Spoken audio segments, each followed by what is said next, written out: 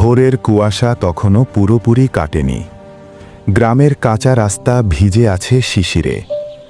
দূরে মসজিদের আজানের ধ্বনি ভেসে আসে, আর সেই শব্দের সাথে জেগে ওঠে একটি নতুন সকাল। চুলায় আগুন জ্বলে উঠেছে, মাটির হাঁড়িতে বসানো হয়েছে দুধ।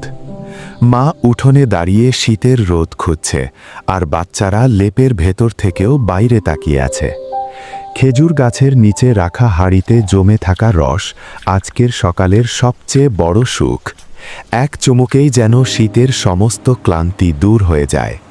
কিন্তু শহরের দিকে তাকালে এই সকাল আর কারো অপেক্ষায় থাকে না। ঘড়ির অ্যালার্ম, মোবাইলের নোটিফিকেশন সবকিছুই মানুষকে ছুটতে শেখায়, থামতে নয়। তবুও গ্রামে শীতের সকাল আজও চিঠি লেখে, যেন বলে, ফিরে এসো, একটু থামো, জীবন এখনো সুন্দর।